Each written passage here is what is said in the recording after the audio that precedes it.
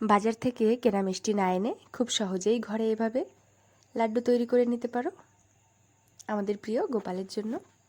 তো কালকে যেহেতু জন্মাষ্টমী, তো তার জন্য এভাবে ইজিলি কিন্তু একই রকম জিনিস দিয়ে দুরকম মিষ্টি তৈরি করে নিতে পারো। এর জন্য প্রথমেই একটা কড়াইতে নিয়ে নিচ্ছি 3 থেকে 4 চামচ ঘি। ঘিটা খুব ভালোভাবে একটু গরম হয়ে গেলে ঘিতে দিয়ে দিচ্ছি 2 বাটি বেসন। বেসনটা ঘিতে দেওয়ার আগে খুব ভালো করে একবার টেলে নিয়েছি, তাতে করে বেসনের ভিতর কোনো রকম দানা থাকবে না। এরপর খুব ভালো করে গ্যাসের ফ্লেমটা লো রেখে বেসনটাকে ভালো করে নেড়ে চেড়ে একটু হালকা বাদামি করা পর্যন্ত খুব ভালো করে ভেজে নিচ্ছি। তো দেখো ভাজতে ভাজতে কিন্তু আমাদের রঙটা চেঞ্জ হয়ে গিয়েছে। এরপর শিরা তৈরি করে নিচ্ছি। তার জন্য একটা বাটিতে দিয়ে দিচ্ছি 1 বাটি জল। তারপর দিয়ে দিচ্ছি, জলটা খুব ভালো করে ফুটে উঠলে 1 বাটি চিনি। যেহেতু বেসন আমি কম নিয়েছি, তার জন্য এখানে আমার চিনির শিরাটাও অনেক কম লাগবে। চিনিটা খুব ভালো করে মেল্ট হয়ে গেলে তাতে দিয়ে দিচ্ছি খুব সামান্য একটু ফুড কালার। তো দেখো শিরা কিন্তু আমাদের একদম রেডি। এরপর এটাকে নামিয়ে ঠান্ডা করে নেব। আর এদিকে বেসনটা যে এক সাইডে রেখে দিয়েছিলাম সেটাও কিন্তু খুব ভালো ঠান্ডা হয়ে গিয়েছে।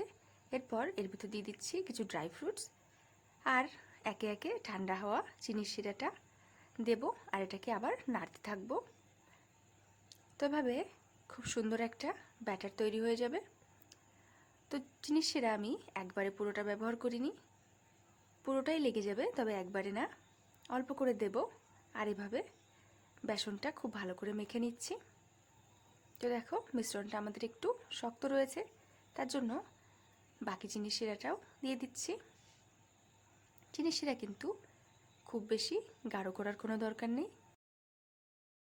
এরপর আবার 2 থেকে 3 মিনিট খুব ভালো করে বেসনের ব্যাটারটাকে জাল করে নিতে হবে।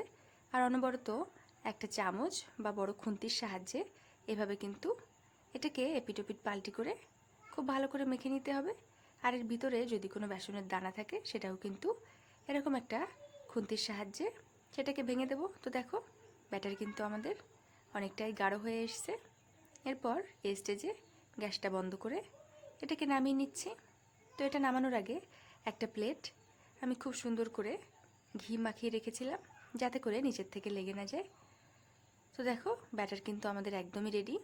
এরপর এই বেসনের ব্যাটারটাকে নামিয়ে নিচ্ছি। বেসনের ব্যাটারটা গরম অবস্থাতেই যে প্লেটে ঘি ব্রাশ করে রেখেছিলাম সেই প্লেটেই নামিয়ে নিচ্ছি।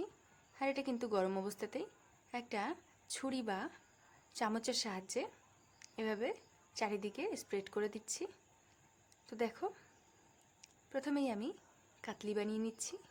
তার জন্য এটাকে চারিদিকে প্লেটের খুব ভালো করে হাতের সাহায্যে ছড়িয়ে দিচ্ছি। এটা কিন্তু গরম অবস্থাতেই করতে হবে, ঠান্ডা হয়ে গেলে কিন্তু এর শেপ দেওয়া সম্ভব না। বেসনের ব্যাটারটা আমার ছড়িয়ে দেওয়া হয়ে গেছে, এবার এটাকে ঠান্ডা হওয়ার জন্য রেখে দিচ্ছি। ঠান্ডা হয়ে গেলে তারপর এটাকে কেটে নেব। আর এর ভিতর বাকি যে আমাদের বেসনের ব্যাটারটা ছিল সেই ব্যাটারটাও নিয়ে নিচ্ছি। আর এটাকে খুব ভালো করে হাতের সাহায্যে মেখে নিচ্ছি। এরপর এটাকে লাড্ডুর শেপ দিয়ে দেবো। আর এটা কিন্তু হাতে ঘি মেখে নিলে কোনোভাবেই হাতে কিন্তু চিপকে যাবে না।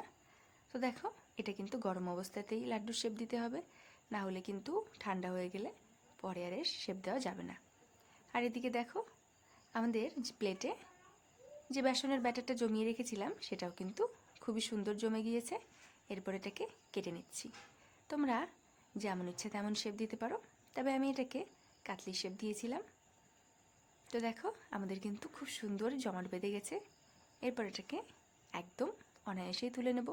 যেহেতু নিচে ঘি ব্রাশ করে নিয়েছিলাম তার জন্য কিন্তু ভেঙে যাওয়ার কোনো রকম চান্স নেই। তোমরা চাইলে এটাকে স্কোয়ার শেপও দিতে পারো। তো দেখো কত সুন্দর বেসনের কাটলি কিন্তু একদম রেডি। আর এটা কিন্তু কোনো রকম ঝামেলা ছাড়াই একদম 10 থেকে 15 মিনিটেই রেডি হয়ে যায়। তো এই দেখো আমাদের বেসনের কাটলি কতটা সুন্দর তৈরি হয়েছে। আর এটা কিন্তু মুখে দিলে অনায়াসেই গলে যায়। এতক্ষণে লাড্ডুটাও কিন্তু খুব সুন্দর সেট হয়ে গিয়েছে। এরপর এটাকেও দেখাচ্ছি কত সুন্দর জমে গিয়েছে। তো দেখো আমাদের লাড্ডুও কিন্তু একদমই রেডি।